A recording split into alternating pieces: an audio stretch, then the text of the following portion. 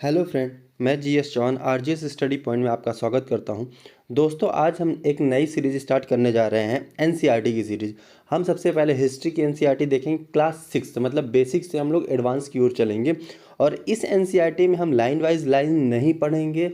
हम एनसीईआरटी को पूरी ड्राफ्टिंग के पैटर्न में देखेंगे। जैसा कि आप देख रहे होंगे, हमने एक चैप्टर को पूरा कंप्लीट ड्राफ्टिंग के माध्यम से कवर कर दिया है। इसलिए आपको ज़्यादा सोचना या बर्डन लेने की ज़रूरत नहीं है कि हम एनसीईआरटी कैसे कवर करेंगे। लेकिन सबसे पहले मैं दोस्तों आपसे ये ज़रूर शेयर करना चाहता हूँ कि बहुत सारे स्टूडेंट के मन में इस बात का भ्रम है, यह भय है कि इतिहास को मतलब कि इतिहास क्या है, कि तथ्यों का भंडार है, हम इसे कैसे पढ़ सकते हैं और इसे हम कैसे मतलब कि स्टार्ट करें, हमें याद नहीं होता है, हम याद कैसे करें। तो दोस्तों, मैं आपको सिंपल सी चीज़ एक बता रहा हूँ कि अगर कोई इतिहास को ये समझकर पढ़ रहा है या याद कर रहा है कि ये तथ्यों का भंडार है, इसमें तारीखों को याद करना पड़ता है, सिर्फ युद्ध के बारे में पढ़ना पड़ता है या राजा रानी के गाथाओं के बारे में भी हमें पढ़ना पड़ता है, तो यकीन मानिए आप इतिहास को न समझ पाएंगे, न ही इतिहास को अपने से जोड़ पाएंगे।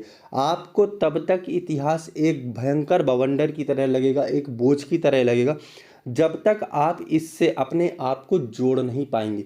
क्योंकि दोस्तों, जो है आपके मन में सबसे बड़ा भ्रम यही होता है कि हम इतिहास को पढ़ रहे हैं एक तथ्यों के भंडारण के रूप में, कि हमें तथ्य याद करने हैं। और इसमें आपकी भी गलती नहीं है, ये हमारे एक कहा जाए कल्चर में समाहित हो चुका है कि अगर कोई भी बंदा अगर कहता है कि हम इतिहास पढ़ रहे हैं, सबसे पहले उससे क्या पूछेंगे? तारीख बताओ।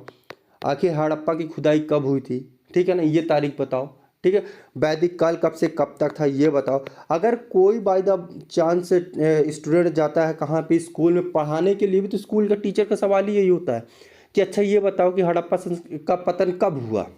अरे भाई, तथ्य हमको याद नहीं करना। अगर आपसे एक्चुअल में हिस्ट्री के बारे में जानना और समझना है, तो आपको इतिहास के बारे में क्या जानना पड़ेगा, उसकी इतिहास को पढ़ते समय आपको अपने आप को उससे जोड़ना पड़ेगा।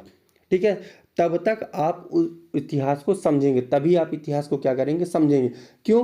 क्योंकि इतिहास हमें जो है हमारे अतीत से जोड़ता है। हमारे अतीत का मतलब होता है कि हमारे सामाजिक पहलू को बताता है, हमारे सामाजिक पहलू को हमसे रूबरू कराता है, हमारे आर्थिक पहलू को हमसे रूबरू कराता है। इतिहास ही हमें बताता है कि हमारा समाज कैसे था। इतिहास ही हमें बताता था कि पहले के ज़माने में अर्थव्यवस्था कैसे चलती थी। इतिहास ही हमें बताता था कि हमारी संस्कृति और परंपराएं कैसी थी।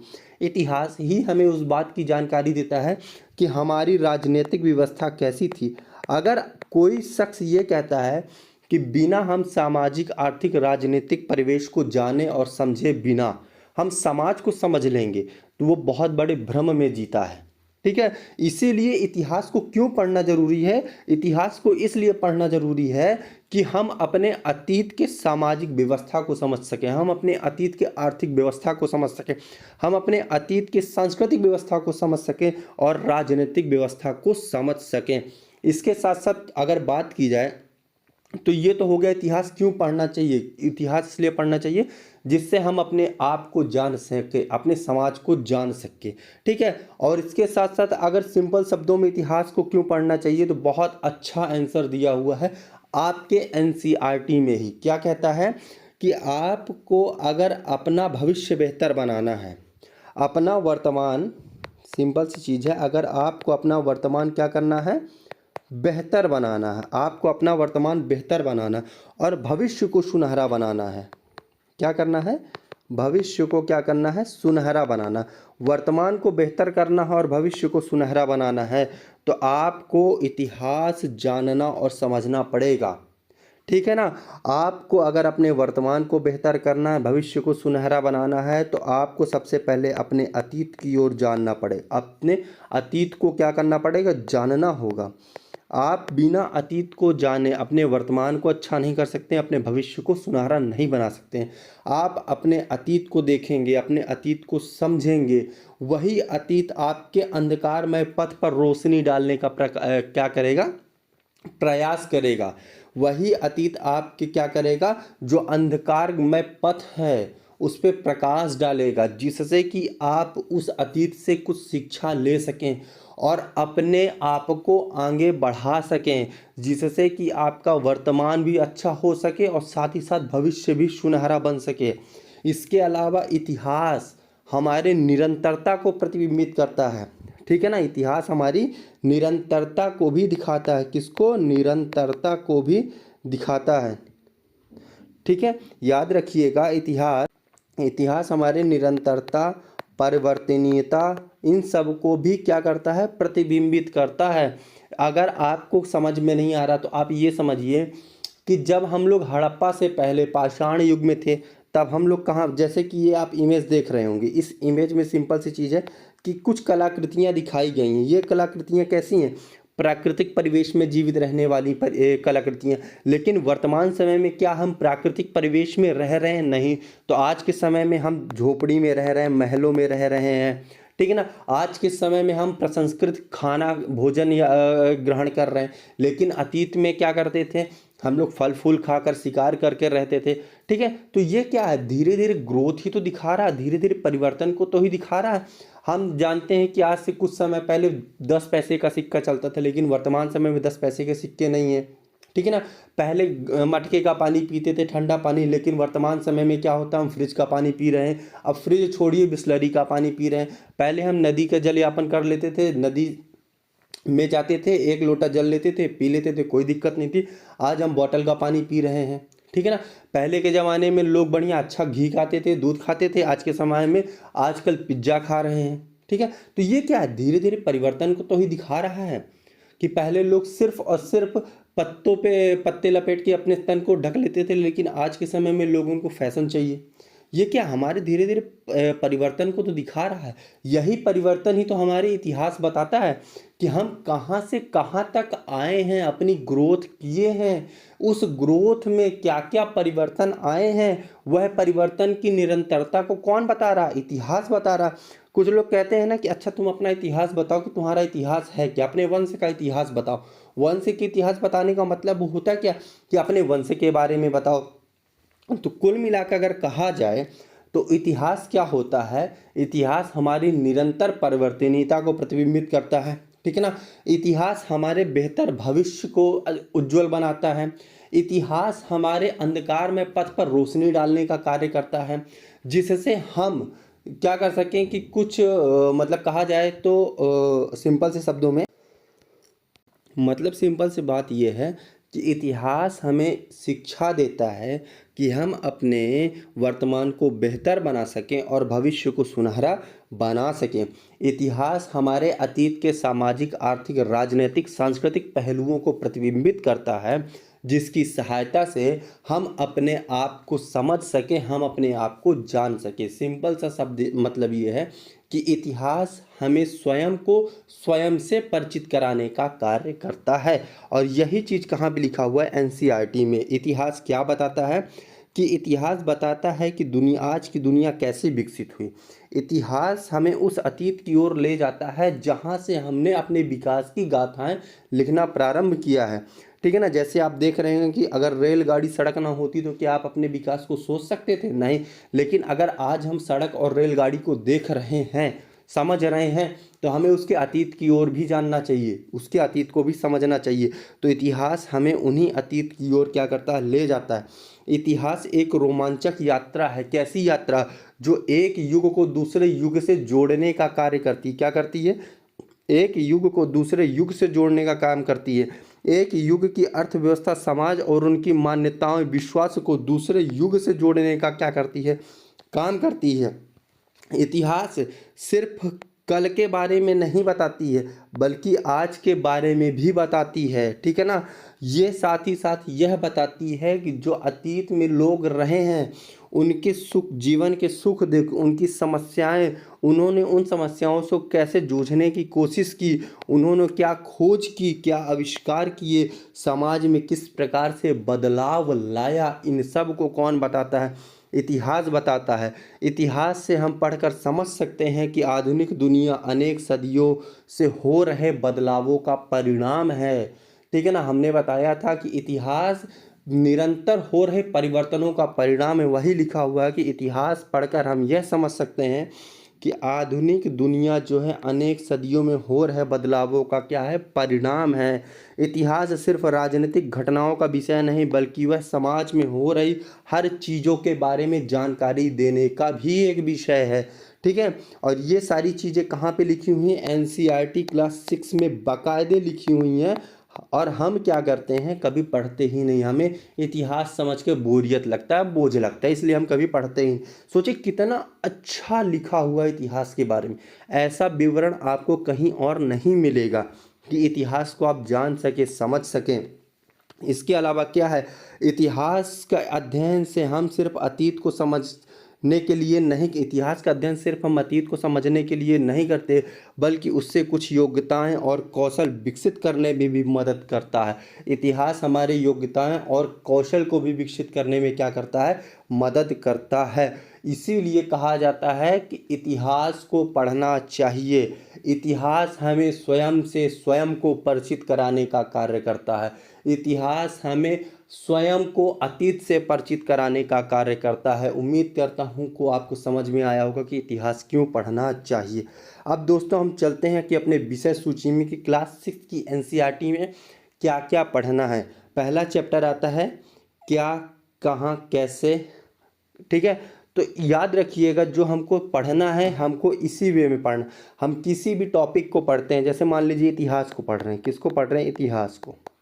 ठीक है ना, तो हमें यही पढ़ना है इतिहास क्या है, इतिहास में लिखी गई बातें कब की हैं, इतिहास में उल्लेखित बातें कहाँ की हैं, इन्होंने कैसे चीज़ों को एक्सेप्ट। यही 4 पिलर हैं दोस्तों जिसको पढ़, जो हर सब्जेक्ट में फॉलो होने वाला है। अगर आप क्या, कब, कहाँ, कैसे इस वे में आपने किसी भी सब्जेक्ट के किसी भी टॉपिक को पढ़ा, आप कहीं भी प्रॉब्लम में नहीं आएंगे। इसका मैं एग्जांपल आगे दिखाने वाला हूं आपको। हमारा अगला टॉपिक है आखेटक, खाद्य संग्राहक एवं भोजन उत्पादन तक, आरंभिक नगर। अब है क्या बताती हैं हमें किताबें और कब्रें। ठीक है ना, अब ये समझिए किताब यानी कि साहित्यिक साक्ष्य, कब्र यानी पुरातात्विक साक्ष्य। ये हमें क्या बता रही, कब्र बता रही हैं कि कैसे लोग दफनाए जाते थे, इनके साथ क्या क्या चीज़ें डाली जाती थी। वहाँ से मिलने वाली चीज़ों से हम समझ सकते हैं कि इनका दाह संस्कार, मतलब कि कहा जाए कि किस प्रकार से अंतिम संस्कार के कार्य होते थे, उसमें क्या क्या चीज़ें डाली जाती थी, उन चीज़ों के डालने का क्या मतलब है, क्या वो चीज़ें वर्तमान समय में भी चल रही हैं अथवा नहीं। कहाँ से जोड़ रहे हैं भाई, अतीत से ही तो जोड़ रहे हैं। यही तो हमें इतिहास जोड़ना सिखाता है। इसके बाद हमें राज्य, राजा एवं प्राचीन राज्य के बारे में जानना है। नए प्रश्न विचार, अशोक के बारे में हमें जानना है। खुशहाल गांव एवं समृद्ध शहर। ठीक है ना, अतीत काल में भी शहर रहा करते थे, उन शहरों के बारे में भी जानकारी लेंगे। राजा, व्यापारी, तीर्थयात्री, इन सब के बारे में, और नए राज्य साम्राज्य के बारे में जानेंगे। इमारतें एवं किताबें, इन सब के बारे में हम क्या करेंगे, धीरे धीरे पूरे 6 क्लास की एनसीईआरटी में हम कवर कर लेंगे। अब हम चलते हैं आज के हमारे पहले टॉपिक में, जो कि पहला टॉपिक क्या कह रहा है, क्या, कहाँ, कब, कैसे। ये हमारा पहला टॉपिक है कि क्या, कब और कहाँ और कैसे। हम इसमें क्या पढ़ेंगे और कैसे पढ़ेंगे। सिंपल चीज़ है कि सबसे पहले हम जानेंगे क्या, क्या, फिर कहाँ। ठीक है ना, फिर उसके बाद नामकरण, मतलब कि यहाँ सिंपल सा मतलब है कि इसमें अतीत की बातें की जा रही हैं, तो अतीत क्या है, ये हमारे टॉपिक हैं। दूसरा है कि हम अतीत से क्या जान सकते हैं, या कि अतीत के बारे में हम कैसे जान सकते हैं। फिर कहाँ रहते थे और वहाँ से क्या मिला। उसके बाद देश का नामकरण क्या था। उसके बाद हम कहाँ रहते थे और वहाँ से साक्ष्य की क्या प्राप्ति हुई। अतीत के बारे में कैसे जान सकते हैं, उसके स्रोत के बारे में, मतलब कि कहाँ अतीत के बारे में जानना है तो उसके स्रोत होंगे, तो हम उन स्रोतों के बारे में जानेंगे। फिर अभिलेख, मतलब कि उन स्रोतों में से एक पुरातात्विक स्रोत होगा। ठीक है ना, तो उसमें एक पुरातात्विक स्रोत में अभिलेख आएगा, तो अभिलेख का इतिहास लेखन में क्या भूमिका होती है, हम इसको भी जानेंगे। और फिर एक क्विक रिवीजन टाइप का हम लोग कर लेंगे। ठीक, तो अब हम स्टार्ट करते हैं अपने टॉपिक पे। हमारा पहला टॉपिक क्या है, क्या, कब, कहाँ और कैसे। तो सबसे पहले प्रश्न आता है कि अभी तक हम जिक्र कर रहे थे अतीत।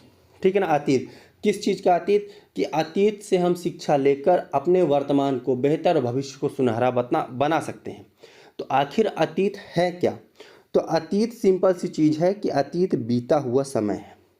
जो समय बीत गया है हम उसे अतीत कहते हैं। ठीक है। आखिर हम अतीत से क्या जान सकते हैं? ठीक है ना, अतीत से हम क्या जान सकते हैं कि हम ये जान सके कि अतीत अतीत अतीत तो कह रहे हैं, लेकिन अतीत से हम जान क्या सकते हैं? अतीत से हम जान सकते हैं कि हम क्या खाते थे। ठीक है ना, हम क्या खाते थे, हमारे घर कैसे थे, हम कैसे कपड़े पहना करते थे, हैं आखेटक के बारे में जान सकते हैं, पशुपालकों के बारे में जान सकते हैं, कृषकों के बारे में, शासकों के बारे में, पुरोहितों के बारे में, शिल्पकारों के बारे में, वैज्ञानिकों के बारे में। इन सब के बारे में हमें अतीत से जानकारी मिलती है। इसके साथ साथ दोस्तों हम यह भी जान सकते हैं कि जो अतीत में रहने वाले लोग कौन से नाटक देखा करते थे, कौन सी कहानियाँ सुना करते थे, किस प्रकार के खिलौने का प्रयोग बच्चे खेलने के लिए करते थे। ठीक है ना, कौन से गीत गाया करते थे। इन सब के बारे में हमें कहाँ से जानकारी मिलती है? इन सब के बारे में हमें जानकारी मिलती है हमारे अतीत से, हमारे अतीत से। सोचिए कि इसीलिए तो कहा जाता है कि अतीत हमें एक मार्गदर्शक का कार्य करती है। अतीत हमारे लिए एक मार्गदर्शक का कार्य करती है, इसीलिए इतिहास को पढ़ना चाहिए। अतीत को पढ़ने का मतलब ये है कि इतिहास को पढ़ना चाहिए। ठीक है। अब हम देखते हैं कि हम बात कर रहे हैं कि अतीत के बारे में जान सकते हैं, क्या जान सकते हैं, क्या खाते थे, क्या पहनते थे, क्या कपड़े पहनते थे, किस प्रकार के खिलौने यूज़ करते थे। ठीक है, कहाँ रहते थे। तो अब हम उन स्थानों की ओर चलते थे जहाँ पे लोग अधिकांशतः निवास करते थे। क्या करते थे? अधिकांशतः निवास करते थे। तो अतीत में लोग कहाँ रहते थे और वहाँ से क्या मिला? ठीक है ना। तो जो अधिकांश लोग अतीत में रहा करते थे वो नदी और तालाबों के पास रहा करते थे। कहाँ पे रहते थे? नदियों और तालाबों के पास। नदियों और तालाबों के पास अतीत में लोग रहा करते थे। ठीक है ना, और वहीं पे लोग रहते थे, वहीं पे लोग अपना घर बनाते थे, वहीं पे लोग खाना पीना खाते थे और वहाँ से प्राप्त संसाधनों का उपयोग अपने जीविकोपार्जन के लिए करते थे। उन्हीं में से एक स्थान है नर्मदा घाटी का तट। कहाँ है? नर्मदा घाटी के तट पर। यहाँ पर रहने वाले लोग एक संग्राहक थे और आखेटक थे। यहाँ पे रहने वाले लोग कैसे थे? संग्राहक और आखेटक थे। इसी के साथ साथ उत्तर पूर्व में गारो और विंध्यन की पहाड़ी में जो लोग निवास करते थे वहाँ पे क्या हुआ था? कृषि का विकास हुआ था। मतलब कि उत्तर पूर्व में रहने वाले लोगों के द्वारा कृषि का विकास किया गया था। किसका विकास किया गया था? उत्तर पूर्व में गारो और विंध्यन पहाड़ी पर निवास करने वाले लोगों के द्वारा कृषि का विकास किया गया था। वहीं उत्तर पश्चिम में सुलेमान और किरथर की पहाड़ी, सुलेमान और किरथर की पहाड़ी में निवास करने वाले लोगों द्वारा क्या किया गया था? पहले गेहूं और जौ जैसी फसलों का उत्पादन किया गया था। ठीक है ना, मतलब कि कहा जाए नर्मदा घाटी के तट पर जो लोग निवास करते थे वो संग्राहक और आखेटक थे। उत्तर पूर्व में जो गारो और विंध्यन की पहाड़ियां हैं वहां पर निवास करने वाले लोगों के द्वारा कृषि का विकास किया गया था। और वहीं उत्तर पश्चिम में सुलेमान और किरथर की पहाड़ी में रहने वाले लोगों के द्वारा पहली बार गेहूं और जौ जैसी फसलों का क्या किया गया था? उत्पादन किया गया था। अब इसके बाद हम बात करते हैं कि देश का नामकरण के बारे में। किसके बारे में बात करते हैं? देश के नामकरण के बारे में। तो याद रखिएगा इसमें हम कुछ एक्स्ट्रा पॉइंट भी ऐड ऑन किए हैं जो कि एनसीईआरटी में नहीं दिया गया था, फिर भी आपकी जानकारी के लिए हमने उन पॉइंट को ऐड ऑन किया है।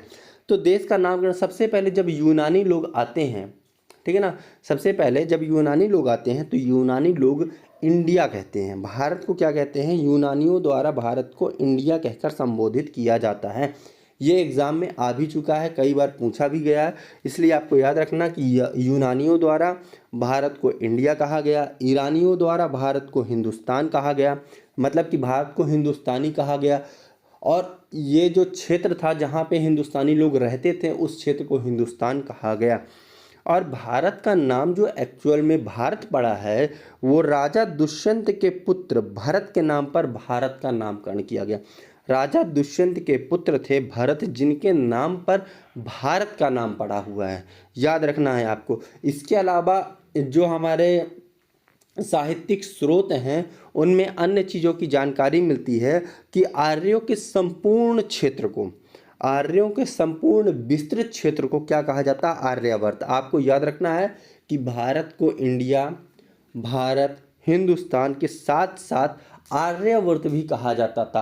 आर्यावर्त कहने का मतलब है कि आर्यों का संपूर्ण विस्तृत क्षेत्र जहाँ पर आर्य निवास करते हैं वह संपूर्ण क्षेत्र आर्यावर्त कहलाता है। इसके साथ साथ भारत को जम्बू द्वीप के नाम से भी संबोधित किया जाता है।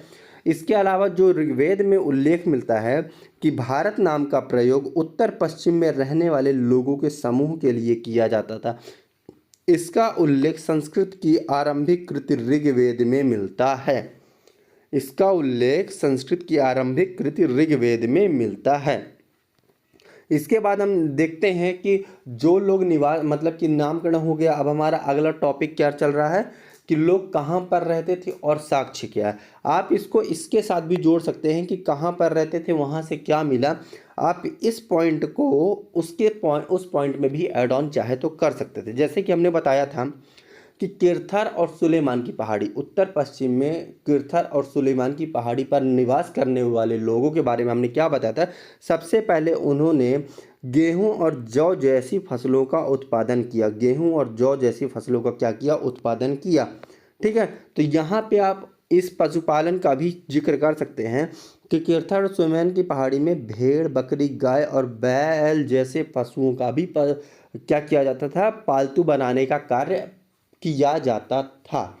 ठीक है, तो आप चाहे तो ये वाला पॉइंट इसमें ऐड ऑन कर सकते हैं। अगर आपको अलग से लिखना है तो आप अलग से भी लिख सकते हैं।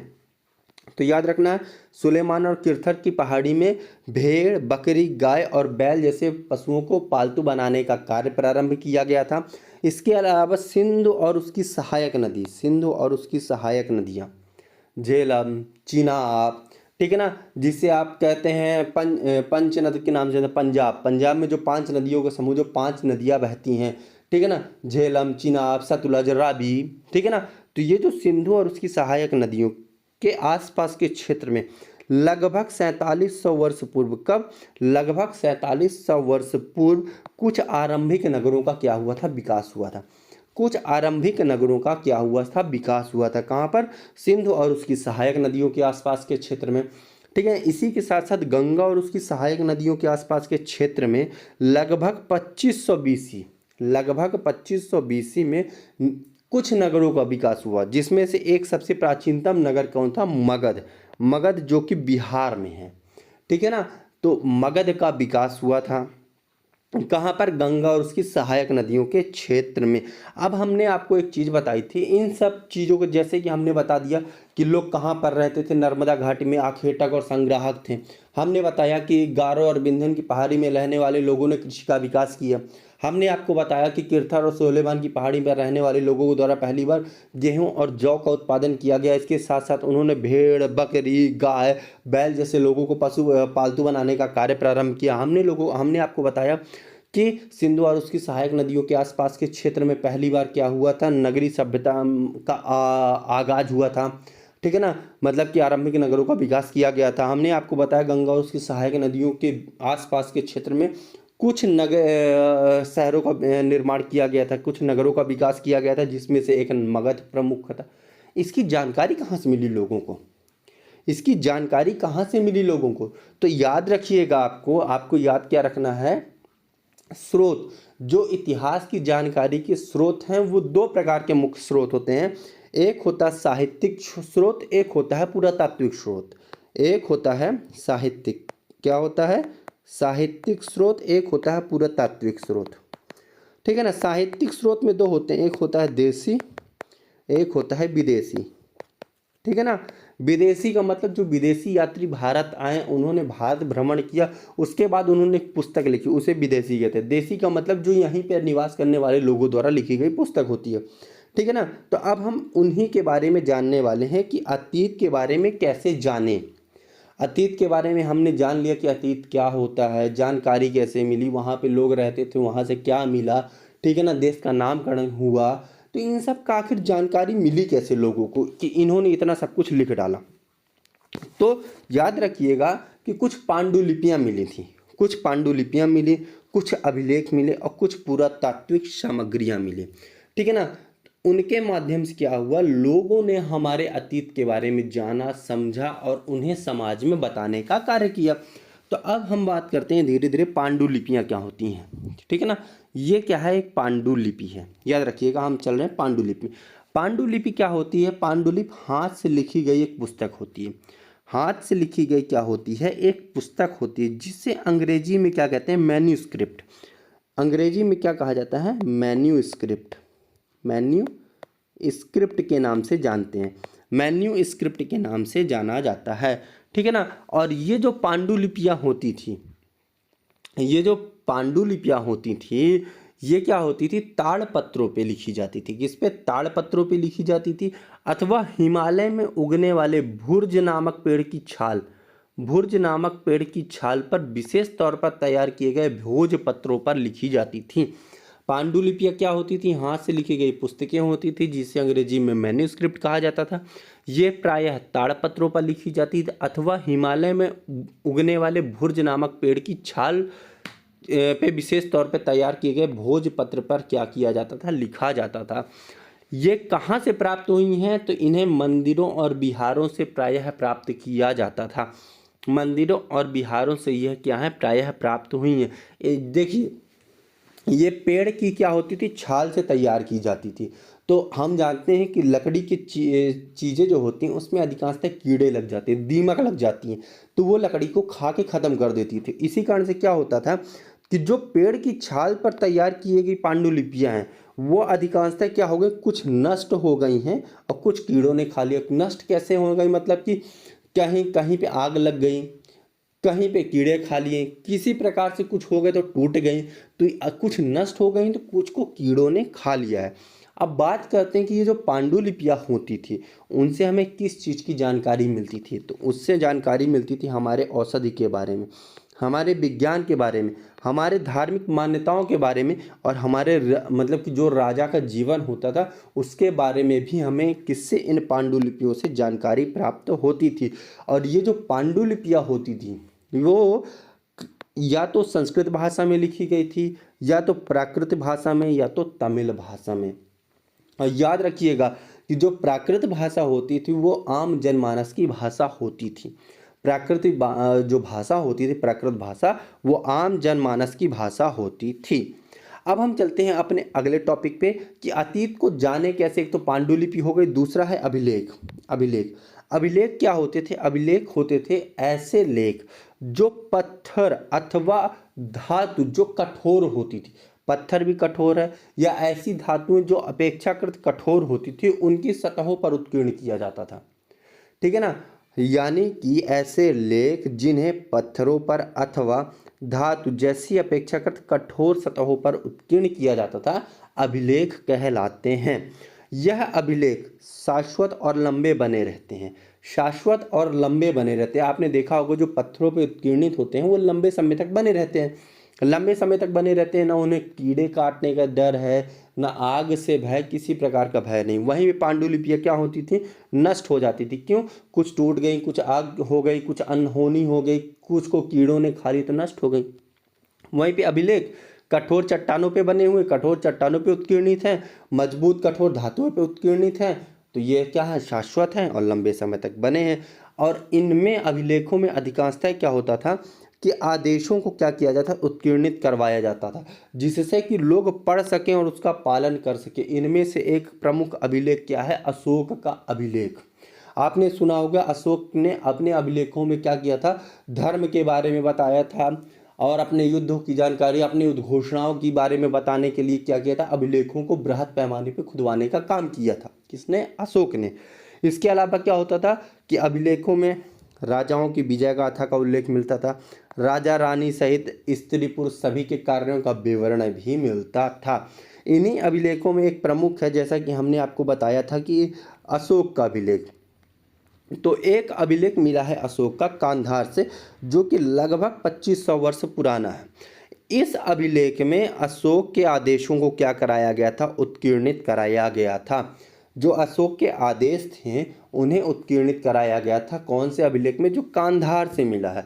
और इस अभिलेख को यूनानी और अरामेई इन दोनों लिपियों और भाषाओं में मिला। मतलब कि ये जो अभिलेख मिला है वह अभिलेख यूनानी भाषा में मिला है, उसके साथ अरामेई नामक भाषा में भी मिला है।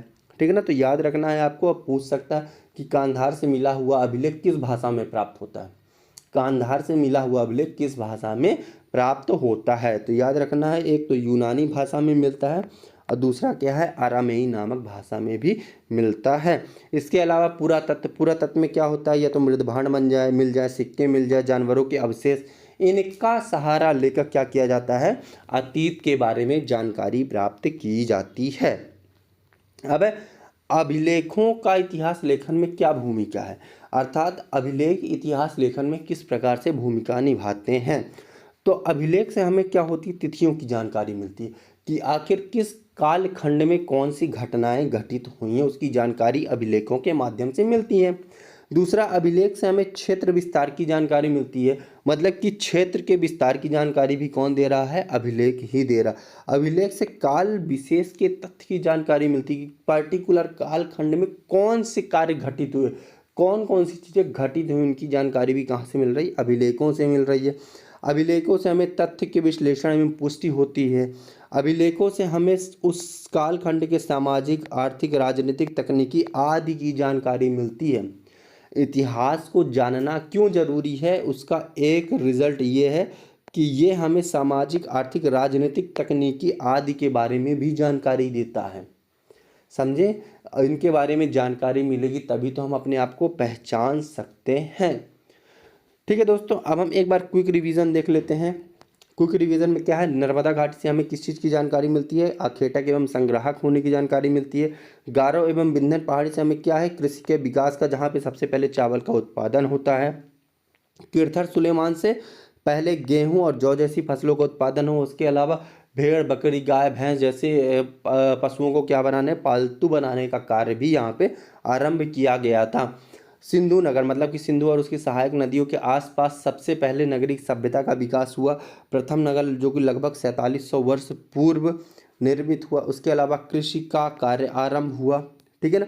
और गंगा नदी के आसपास के क्षेत्र में मगध जैसे बड़े क्षेत्र का क्या हुआ, मगध जैसे बड़े राज्य की भी नींव रखी गई थी।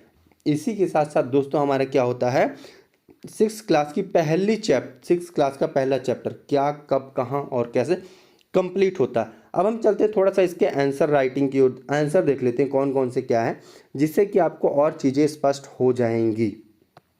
देखिए, सबसे पहला प्रश्न क्या पूछ रहा है कि नर्मदा घाटी से किस चीज़ की जानकारी मिलती है, आखेटक एवं संग्राहक होने की जानकारी। किसकी जानकारी मिलती है, आखेटक एवं संग्राहक होने की किसकी जानकारी मिल गई हमें, नर्मदा घाटी से आखेटक एवं संग्राहक के। मगध क्या था, पहला बड़ा राज्य था। गारो की पहाड़ी से हमें किस चीज़ का प्रमाण मिलता है, गारो की पहाड़ी में आरंभिक कृषि का, जिसमें चावल हमने बताया था। सिंधु और उसकी सहायक नदियाँ, क्या हुआ था कि लगभग 2500 वर्ष पूर्व क्या हुआ था, नगर का विकास क्या हुआ था, सिंधु और सहायक नदियाँ क्या था, प्रथम नगर था। सिंधु और उसके सहायक नदियों के बीच क्या था, प्रथम नगर, जिसे सिंधु घाटी सभ्यता, हड़प्पा कहा जाता है, हड़प्पा सभ्यता के नाम से। और गंगा घाटी लगभग 2500 वर्ष पूर्व नगर का क्या हुआ था, विकास हुआ था। इसके अलावा हमने बता देते पांडुलिपि और अभिलेखों में क्या अंतर होता है, हमने डिटेल वाइज आपको पूरा कवर कराया है। किधर पे हमने आपको पांडुलिपि बता दी है, इधर पे हमने अभिलेख बताया है, दोनों के बीच क्या अंतर है, बहुत ही विस्तार पूर्वक मैंने आपको इसमें पूरा कवर कराया है। ठीक है दोस्तों, इसी के साथ आप देख सकते हैं कि हमने आपको पूरा बताया है कि गंगा घाटी पे पहले मगध जैसे बड़े राज्य का निर्माण हुआ। सिंधु सभ्यता प्रथम नगरी सभ्यता है। कृषि का आरंभ 8000 वर्ष पूर्व हुआ। मतलब आप देखें कि इसमें मैंने कोई भी चीज़ आपको नहीं छोड़ी है। और इस मेरे बताने के बाद मैं आपसे ज़रूर अनुरोध करूंगा कि एक बार आप NCERT 6th क्लास की पूरी पढ़ें, आपको उम्मीद करता हूँ पूरी एनसीईआरटी समझ में आएगी। अगर आपको वीडियो अच्छा लगा हो तो वीडियो को लाइक करें, सब्सक्राइब करें, चैनल को अधिक कमेंट करें और अधिक से अधिक लोगों को शेयर करें। अगर आप संबंधित विषय की पीडीएफ चाहते हैं तो आप हमारे टेलीग्राम ग्रुप के साथ जुड़ सकते हैं, जिसकी लिंक भी नीचे डिस्क्रिप्शन बॉक्स में दी गई है। धन्यवाद दोस्तों।